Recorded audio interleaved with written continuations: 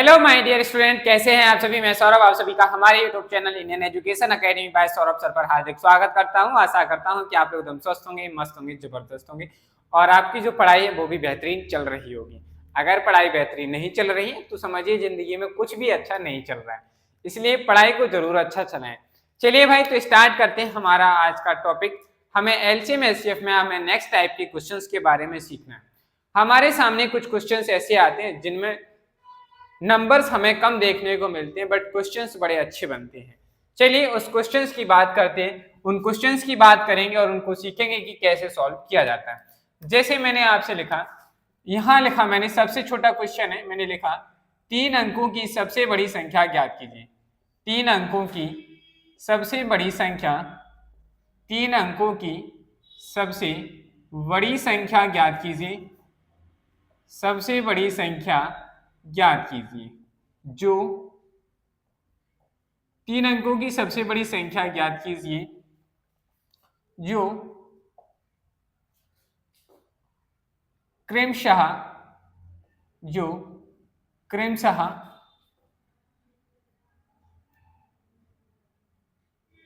24, 36 और 40 से पूर्णतः विभाजित हो। चलिए भाई, बड़ा ही छोटा क्वेश्चन है बट हम इस तरीके के क्वेश्चंस कर चुके हैं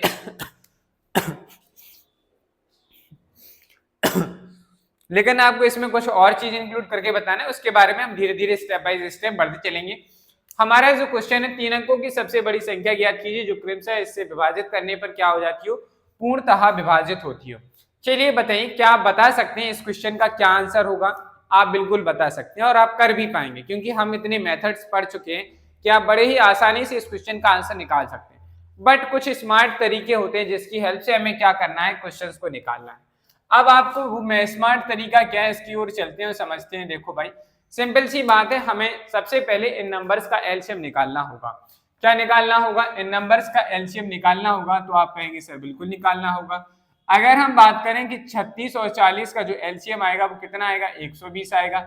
120 आएगा और इसमें 6 से गुणा और कर दीजिए। अगर हम बात करें कि 720 जो इस नंबर का क्या आएगा, एलसीएम हमें देखने को मिलेगा।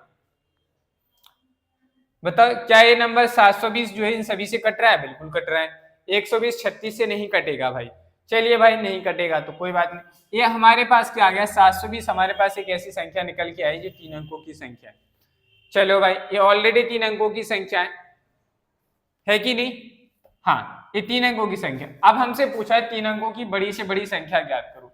3 अंकों की अगर हम बात करें, बड़ी से बड़ी संख्या जो होती है वो हमारी क्या होती है, 999 होती है। 999 को अगर हम 720 से भाग करें, क्या करें भाई, 720 से भाग दीजिए भाई, कितना आंसर आएगा हमारे पास। तो जब हम इसे भाग देंगे तो हमारे पास जो आंसर आएगा, वैसे तो यही आएगा बट एक बार और ट्राई करके देख लेते हैं। 720 से आप इसको भाग देंगे, कितना रिमाइंडर आ रहा है ये बताइए।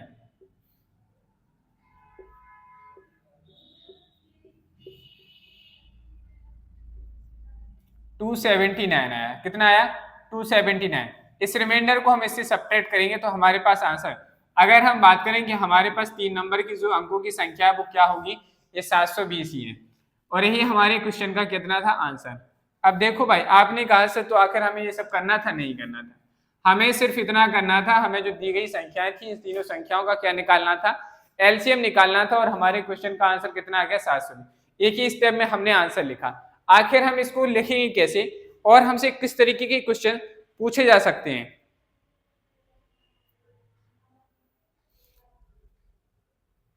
चलो भाई, अब इसी से रिलेटेड जो आज के हमें क्वेश्चन सीखने हैं वो क्वेश्चन है 4 अंकों की, क्या लिखा मैंने क्वेश्चन, 4 अंकों की वह 4 अंकों की वह सबसे छोटी संख्या ज्ञात कीजिए। 4 अंकों की वह सबसे छोटी संख्या, 4 अंकों की वह सबसे छोटी संख्या ज्ञात कीजिए, ज्ञात कीजिए जिसे 95 से विभाजित करने पर, जिसे 95 से विभाजित करने पर, विभाजित करने पर क्या लिखा भाई, 4 अंकों की वह सबसे छोटी संख्या ज्ञात कीजिए जिसे 95 से विभाजित करने पर शेषफल 0 प्राप्त होता हो। क्या लिखा भाई, शेषफल 0 प्राप्त होता हो, 0 प्राप्त होता हो। ये हमारे सामने क्या है, क्वेश्चन है। 4 अंकों की वह सबसे छोटी संख्या माफी चाहूंगा भाई थोड़ा। 4 अंकों की वह सबसे छोटी संख्या ज्ञात कीजिए जिसे 95 से विभाजित करने पर शेषफल 0 प्राप्त होता है, यानी कि शेषफल नहीं बचना चाहिए, वह संख्या पूरी तरीके से विभाजित होती है। चलो भाई कैसे लिखेंगे, तो सबसे पहले आपको पता होना चाहिए कि 4 अंकों की सबसे छोटी संख्या कौन सी होती है। 4 अंकों की सबसे छोटी संख्या, 4 अंकों की सबसे छोटी संख्या क्या हो जाएगी, तो आप कहेंगे सर ये हमारी क्या हुई, 10,000 जो है 1000 जो है हमारे क्या हो गई, 4 अंकों की संख्या हो गई। 4 अंकों की भाई सबसे छोटी संख्या ज्ञात कीजिए 95 से। अब इस संख्या को आपको क्या करना है, 95 से विभाजित करके देखना है। देखो भाई हम पूरा मेथड समझ रहे हैं, अभी 95 से विभाजित करके देखेंगे तो यहाँ क्या आएगा, 1000 को भाग करेंगे 95 एकम 95, सब्ट्रैक्शन किया 5 और इसकी क्या इसमें कुछ नहीं 50 रिमाइंडर आया। तो देखो भाई अगर हम क्या करेंगे, जो शेषफल बचा है, समझने वाली बात है, हमारे पास यहाँ पर जो शेषफल बचा है, अगर हम इस शेषफल को इसमें से सब्ट्रैक्ट करते हैं तो हमारे पास जो नंबर प्राप्त होगा वो 3 अंकों की संख्या प्राप्त होगी। क्या होगी, 3 अंकों की संख्या प्राप्त होगी। लेकिन क्वेश्चन में हमसे कहा गया है कि हमें 4 अंकों की संख्या निकालनी है, इसीलिए हम क्या करेंगे, यहाँ जो 50 बचा है इस अगर रिमाइंडर को हमें पूरी तरीके से विभाजित करना है तो इसको कितने से कितना जोड़ा जाए जिससे 95 से पूरी तरह विभाजित हो जाए। आपने कहा सर इसमें अगर हम 45 जोड़ेंगे तभी 95 से कटेगी, तो हमें भी इसमें क्या करना है, हमें भी इसमें क्या करना है, 45 जोड़ देना है। तो हमारे पास वो 4 अंकों की सबसे छोटी संख्या निकल के आ गई, जो क्या हो रही है, 95 से विभाजित हो रही है। क्या हो रही है, जो हमारे साथ हमारे सामने 95 से पूर्णतः विभाजित होने वाली संख्या क्या निकल के आ गई, 1045। यह एक ऐसी संख्या है जो क्या है, 95 से पूर्णतः विभाजित हो रही है। बताओ भाई किसी को कोई डाउट, अगर चाहे आपको आंसर वेरीफाई करना है तो वेरीफाई करके देख लीजिए भाई। आप क्या करेंगे, यहीं पे 95 से आप 1045 को डिवाइड करके देखो, 95 एकम 95, बचा कितना है भाई, 9, इसकी कह रही है इसमें कुछ नहीं, फिर यहाँ क्या आ गया 5, 95 से इसको भाग दिया, फिर से एक बार जाएगा तो यहाँ कितना आ गया 95, सब कुछ कैंसिल। देखो भाई पूरे तरीके से डिवाइड हो गया कि नहीं, ये था हमारा तरीका, तो हमारे सामने निकल के आ गया। अब आपको हमने पढ़ाया था डिविजिबिलिटी रूल, क्या पढ़ाए गए थे, डिविजिबिलिटी रूल। आपको पता है कि 95 में क्या आते हैं, इस क्वेश्चन का ये करने का तरीका हो गया। दूसरा तरीका क्या था, आप डिविजिबिलिटी रूल की हेल्प से भी आंसर निकाल सकते थे। वह संख्या निकालनी थी जो 95 से विभाजित, 95 का मतलब क्या हुआ, 19 गुणा 5, 19 गुणा 5 का मतलब क्या हुआ, 19 5 95। आप चेक कर सकते थे कि जो दी गई संख्या है वो 5 से विभाजित होनी चाहिए, अगर वह संख्या 5 से विभाजित है तो ठीक है, अगर नहीं है तो वो नंबर तो जो है 95 से विभाजित हो ही नहीं रहा होगा। दूसरा क्या था, 90। अब आपको आना चाहिए था आपको अगर डिजिटल सम आता है तो आप उससे भी कर सकते हैं, अगर नहीं आता है चलो हम आज की क्लास में उसको भी सीख लेंगे। इस तरीके से क्वेश्चंस को क्या कर सकते थे, सॉल्व कर सकते थे। चलो भाई अब अगले क्वेश्चन की बात करते हैं। इसी तरीके से मैंने लिखा, चलिए भाई नेक्स्ट क्वेश्चन हमारा क्या है, नेक्स्ट क्वेश्चन है कि 88 से पूर्णतः विभाज्य 5 अंकीय सबसे बड़ी संख्या ज्ञात कीजिए। चलो भाई क्या करेंगे, कैसे सॉल्व करते हैं इसको थोड़ा देखिए, ध्यान दीजिए। तो सबसे पहले हमारे सामने यहाँ क्या लिखा, हमारे सामने एक नंबर दिया 88। तो सबसे पहला ट्रिक वाले तरीके से चल रहे हैं। ट्रिक वाला तरीका क्या है कि हमें यहाँ पे नंबर दिया 88, 88 का मतलब हुआ 11 और 8, 11 और 8 का मतलब हुआ कि हमें जो ऑप्शंस दिए गए इन चारों ऑप्शंस को आप 11 और 8 की विभाज्यता के नियम से चेक कर लीजिए। तो सबसे आसान क्या है हमारे लिए, 8 की विभाज्यता है, 11 की विभाज्यता को आप अप्लाई करते हैं। चलो भाई 11 की विभाज्यता का नियम देखते हैं, 9 और 9 18 और 9 और 9 18, ये तो भाई हो रहा है, ये 11 से विभाजित हो रहा है, चलो ठीक है भाई। फिर इसको देखते हैं क्या लिखा है, 9 और 9 18, 18 4 22, 9 8 17, 17 में से 22 घटाएंगे 5 बच रहा और ये 11 से विभाजित नहीं हो रहा है, तो ये हमारा आंसर नहीं होगा। नेक्स्ट इसमें देखेंगे 9 और 9 18, 18 और 8 26 और 9 7 16, 26 में से 16 को घटाएंगे तो 10 बच रहा है, ये भी संख्या हमारी जो है 11 से विभाजित नहीं हो रही। नेक्स्ट ऑप्शन चेक करते हैं। 9 और 9 18, 18 और 8 26, और 9 6 15, और 26 में से 15 को घटाएंगे 11 बच रहा है। यानी कि हमारे पास दो ऑप्शन ऐसे मिल चुके हैं हमें जो क्या हो रहे हैं, 11 से विभाजित हो रहे हैं। एक ऑप्शन नंबर फर्स्ट और एक ऑप्शन नंबर डी। अब हमें 8 की विभाज्यता का नियम चेक करना है, वो इन दोनों में चेक करेंगे। सबसे पहले इसको देखते हैं भाई। 8 एकम 8, बचे कितने 16, 39 हो गए, 8 दूनी 16, 30। 30 जो है भाई 8 के पहाड़े में नहीं आता, यानी कि ये वाली संख्या 8 से नहीं कट रही। तो हमारे पास जो बचा हुआ ऑप्शन है डी, यही हमारे क्वेश्चन का क्या बनेगा, करेक्ट आंसर बनेगा। इस तरीके से हम इस क्वेश्चन को कर सकते थे। अब बात करते हैं प्रॉपर मेथड की। मेथड की हेल्प से हम कैसे करेंगे, तो इस चीज को समझना जरूरी है। मेथड की हेल्प से हमें क्या करना है, हमसे पूछा गया है कि बाह्य संख्या 5 अंकीय सबसे बड़ी संख्या ज्ञात कीजिए जो क्या होती हो 88 से पूर्णतः विभाजित है। तो हमें क्या करना है, जब भी आपको 6 अंकों की भी पूछी जा सकती है, आपसे 7 अंकों की भी पूछी जा सकती है, लेकिन आपको मेथड आना चाहिए। इसलिए हम एक बार और मेथड की ओर चलते हैं। मेथड क्या है कि हमें सबसे पहले क्या लिखना है, 5 अंकों की सबसे बड़ी संख्या क्या होती है बताइए। तो आप कहेंगे सर 5 टाइम्स 9 लिख दीजिए, हो गए। अब आपको क्या करना है, इस संख्या को 88 से भाग देकर देखो। जब आप इसे 88 से भाग देंगे, अब देखो थोड़ा ध्यान से सुनना भाई, हम यहाँ क्या कर रहे हैं, इसको 11 से काट रहे हैं। किससे काट रहे हैं, 11 से। 11 8 88, 11 से इसको भाग दो, 11 99, 0 11 99, और फिर कितना आएगा भाई, 99 हो गए। 9 बच रहे शेषफल, 9 में गुणा करो 11 का, 9 शेषफल बचा। इस शेषफल में हमें क्या करना है, 11 से गुणा करना है, क्योंकि हमने 11 से काटा था। 9 में 11 से गुणा करेंगे 99, कितना आ जाएगा 99। अब इस जो 99 हमारे पास यहाँ निकल के आ रहा है, क्या निकल के आ रहा है, ऐसे मत करो भाई, ऐसे आप कंफ्यूज हो जाओगे। आप डायरेक्टली इसको डिवाइड करो 88 से। क्या है 1 2 3 4 5, ठीक है, ओके। डिवाइड करो भाई इसको। यहां देखिए भाई डिवीजन,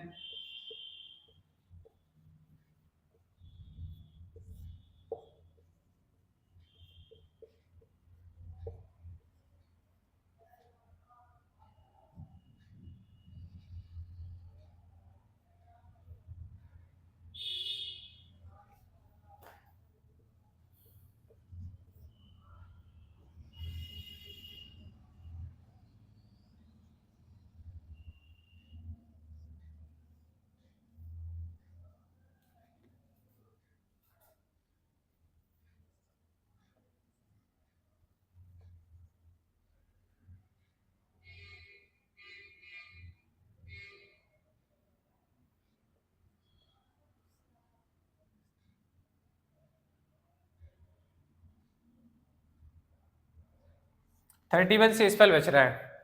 31 शेषफल बच रहा है, तो इसमें से 31 सब्ट्रैक्ट कर दो बस। 31 सब्ट्रैक्ट करो, कितना बचेगा, 9 में से 1 को सब्ट्रैक्ट करेंगे 8, 9 में से 3 को किया 6, और 3 9 ऐसे। तो भाई ये संख्या हमारी क्या हो गई, जो 88 से पूर्णतः विभाजित होने वाली है, 5 अंकों की संख्या। तो यही हमारे क्वेश्चन का क्या हो जाएगा, आंसर हो जाएगा। बताओ भाई इसमें किसी को कोई डाउट, कोई कंफ्यूजन है तो बताइए, नहीं है तो नोट कर लीजिए, फिर हम आगे नेक्स्ट डिजिटल सम के बारे में पढ़ते हैं। चलिए भाई, तो हम नेक्स्ट आगे बढ़ते हैं और हम सीखने जा रहे हैं अब डिजिटल सम के बारे में। क्या हेडिंग होने वाली है हमारे, डिजिटल सम। तो हेडिंग डालेंगे सबसे पहले डिजिटल सम। डिजिटल सम, आखिर ये डिजिटल सम क्या है, इसके बारे में समझते हैं। तो लिखेंगे जब किसी संख्या को, क्या होता है, तो जब किसी संख्या को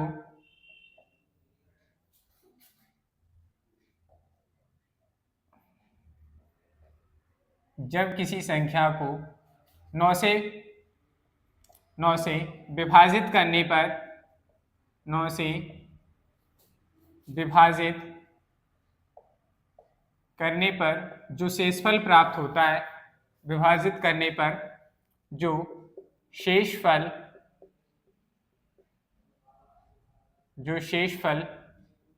प्राप्त होता है, जो शेषफल प्राप्त होता है वह उस संख्या का वह उस संख्या का डिजिटल सम कहलाता है। क्या कहलाता है? डिजिटल सम कहलाता है। ठीक है भाई, चलो इसमें एक और दो पॉइंट और याद रखने क्या है, डिजिटल सम में हमेशा डिजिटल सम में सिर्फ एक अंक होता है। डिजिटल सम में क्या होगा? सिर्फ एक अंक आता है, एक अंक होता है। डिजिटल सम जो होता है वो हमेशा 9 से छोटा, 9 डिजिटल सम हमेशा 9 या 9 से छोटा होता है, छोटा होता है। चलो भाई इस बात को समझते हैं। जैसे हमने क्या किया, एक एग्जाम्पल में एक नंबर लिखा, इसका डिजिटल सम निकालना है। डिजिटल सम का मतलब है कि जो हमें डिजिट दिए गए इन सभी को ऐड करो।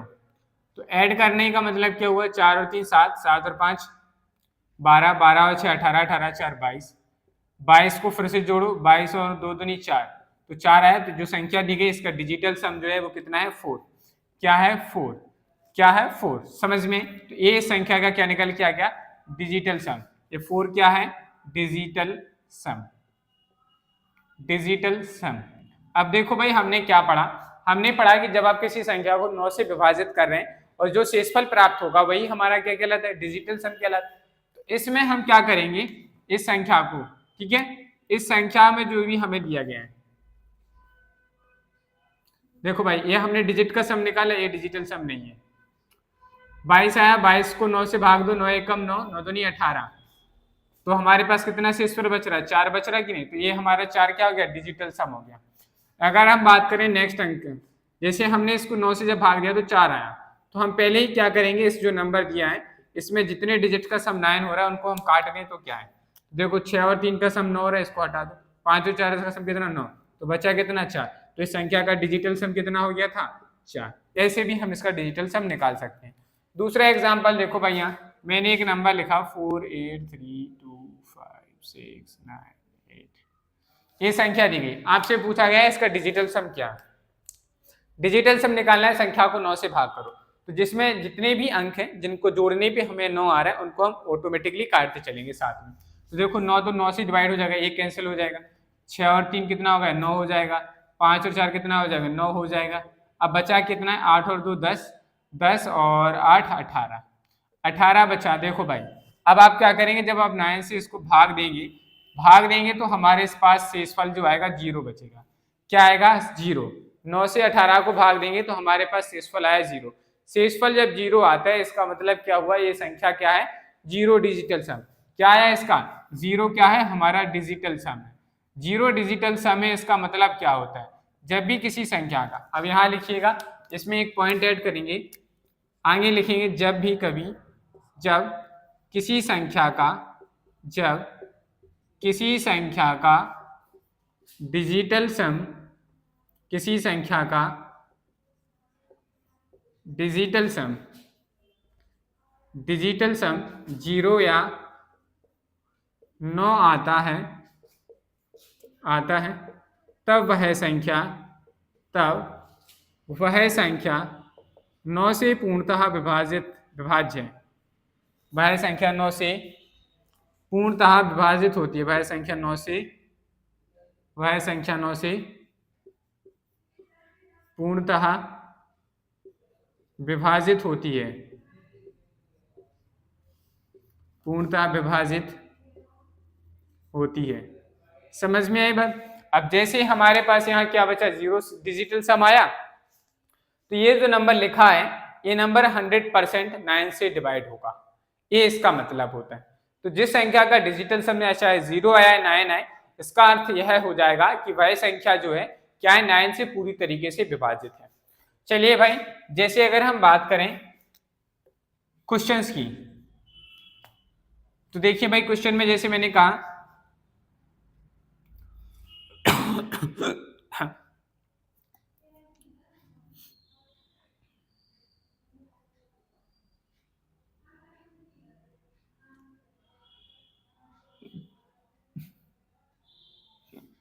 मैंने लिखा 5 4 6 8, मैंने लिखा 5 4 6 8 3 2 5। इसका डिजिटल सम बताइए क्या है। क्या यह संख्या 9 से विभाजित होगी या नहीं, या इसका डिजिटल सम कितना आएगा। डिजिटल सम, अरे भाई क्या कर रहे हैं। डिजिटल सम, इसका डिजिटल सम क्या आएगा। देखो 5 और 4 को जोड़ेंगे 9, 6 और 3 को जोड़ेंगे 9, 8 और 2 10, 10 और 5 15, कितना आया 15। 15 को 9 से भाग दो, 9 से भाग देंगे कितना शेषफल बच रहा है 6। तो ये 6 हमारा क्या आ गया, इसका डिजिटल सम क्या आ गया 6। इसका मतलब क्या हुआ, इसका डिजिटल सम 6 आ रहा है। इसका मतलब हुआ यह संख्या 9 से विभाजित नहीं है। यह संख्या जो है 9 से क्या नहीं हो रही होगी, पूरी तरीके से विभाजित नहीं है। यह इसका क्या निकलता है, मतलब निकलता है। ठीक है भाई, चलो तो ये थी आज की हमारी क्लास। आशा करता हूँ कि आप लोगों को डिजिटल सम समझ में आया होगा कि डिजिटल सम क्या होता है, कैसे इसको सॉल्व करते हैं, ये सारी चीज़ें समझ में आ गई होंगी। और एक्चुअली मैं ये सोच रहा हूँ कि आप लोगों का मुझे इन क्लासेस में कोई भी इंटरेक्शन नहीं दिखा आपका, कि आप इसमें इंटरेस्टेड हैं। सो प्लीज़ आप लोग अपना जो भी आपका पॉइंट ऑफ व्यूज़ है, अपने अपने पॉइंट ऑफ व्यूज़ को हमारे साथ जरूर शेयर करें। अगर आप लोग इसमें इंटरेस्टेड नहीं है तो मैं कॉम्पिटिटिव एग्जाम्स की मैथमेटिक्स की क्लासेस बंद कर दूंगा।